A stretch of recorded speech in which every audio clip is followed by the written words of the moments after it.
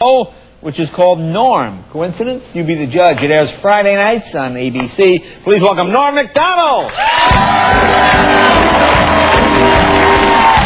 Hello, Norm. Come in right out there. Good to see you again, buddy. Good to see you, man. You look fit, you look tan, you look ready for action. Yeah, I'm not tanned. I have heavy makeup on. Oh, that's what it is. You know, the Costas was here. Now you see, now that's a real man here. There you go. Do you think he dyes it? What do you think? Oh, no. I saw him backstage. It looked like jet black. Yeah. So you're with me. You're in my camp. No, I think he doesn't dye it. I've never seen hair that it's preternaturally black. Yeah, you think so? Looks good. He's a great man, you know. Yeah. I love watching sports. And I feel sorry for a little bit in the Olympics are those commentators that they get the less than marquee sports, you know what I mean? Yeah. And they're not used to it because they're used to covering real sports like baseball, football. Right. Then all of a sudden they're covering a guy chucking a hammer or something like that, you know, or shot put something. They don't know. And they don't know what to say, you know, a couple of guys, and they're like, hey, man, that guy chucked it a long way, you know? Right? And then the other guy's, yeah, but not as far as that dude before him. And then they're like, I'll tell you something, I think that other guy's in first place is kind of, you know. Do you understand all the sports? You? I don't know, because they're so uninteresting, like, you know, like... Yeah, that's the key. If you met a dude that, like, if it was not an Olympic year, if a guy come up to you, go, you know what, I like watching lots of that women's gymnastics. You go, good Lord. That'd be creepy. You know, you're checking box scores on that every day in the paper. But every 4 years, you're like, hey, that's great, women's gymnastics, you know? And then you feel like you're an expert. Like a couple days into it, you're like, you know, 8.5, what kind of horse that's, you know? You call that an 8, honey, come in here, 8.5. That son of a, you know, you get all mad. And you just feel like you can really get into it. You know, some of the sports, though, in those Olympics are kind of odd, you know. I don't know why they don't just do all real sports. But they have, like, sometimes they'll try to combine a couple of sports. Yeah. You know what I mean? I saw one there on the TV, Jay. I swear to God. I shouldn't swear to God because it's not true. Right. Deeply religious man that you are. Yeah. I didn't realize as I was saying it. Yeah. But, Jay, this is true. This is a true thing. Yeah, okay. That I saw one that combined two sports. Separately, the sports are good. Right. But it was a guy who run a 100-yard dash and then fish. Really? Yeah. I don't know that one. It must have been on late at night. Yeah, it was a guy. The first part was exciting. And then he was just fishing in a creek. Yeah. Do you have any favorites? Is there any one you enjoyed more than? I don't know. There's some odd ones. Like one that always makes me laugh is the fast walker. You ever see that? Oh yeah, the one they did. Yeah. It's like going like that, and his ass looks ridiculous, you know. And you got to figure that these guys, you know, I don't know how they get into walking. You know, I figured I could even do that. You know, if I practice, maybe I could walk. But you got to figure these guys, maybe the sprinters, kind of make fun of these dudes. You know what I mean? Yeah. Like around the Olympic Village there, maybe Maurice Green. Hey, Bill. The guy's name's Bill. He goes, hey, Bill, I saw your walk today. That was a kind of a good, brisk stroll you had going there, Bill. You know? You broke the 25-minute mile. They said that could never be done. You know? Ridiculous.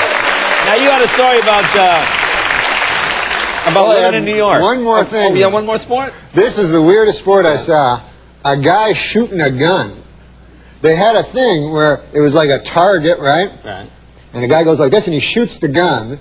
And then whoever's the best at hitting the target, you know? And it was very odd because, you know, is it really a sport if they give you a gun? You know what I mean? Because the gun is a big part of it.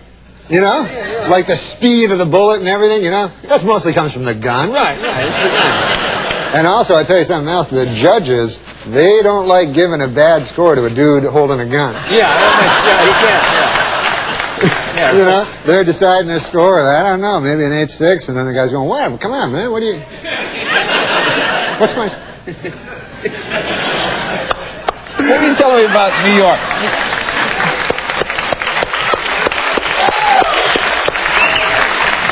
Sometimes I find it easier to start my own. Really, get the thing rolling. Yeah.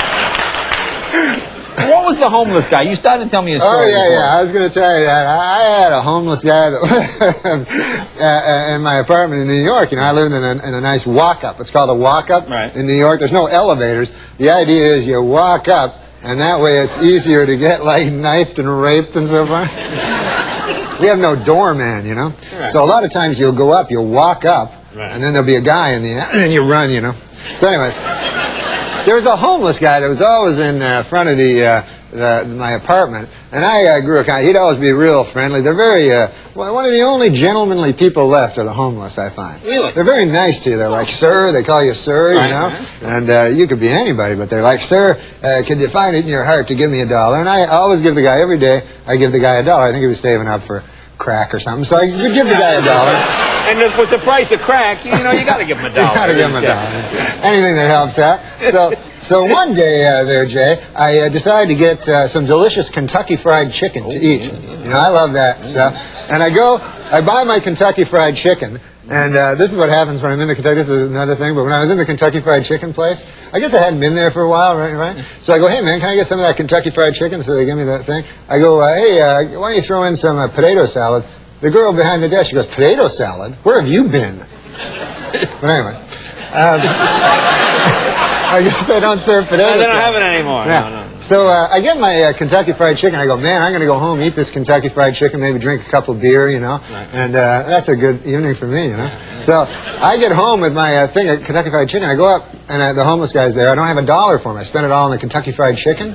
So I get up, and I open my Kentucky Fried Chicken. Goodness gracious if they haven't given me 7 pieces instead of my 3 that I ordered. Oh. You know? So I figure, hey, I can save this, right? But I figure, hey, you know what would be nice if I gave the homeless guy the other 4 pieces of chicken, right? And then I thought, I better keep 4. It's not fair. He gets 4, I get 3. So,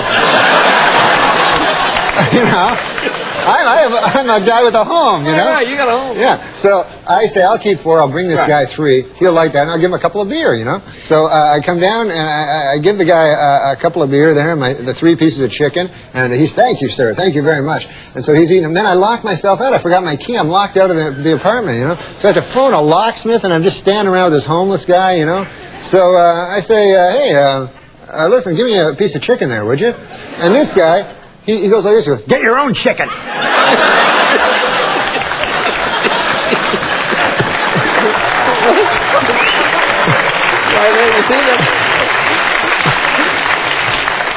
It just goes to show you can't do anything for a homeless guy. Yeah, homeless guy, yeah. You see, there he was saving up for the crack. Anyway, I should have just bought him some crack. Should have got him the crack, yeah.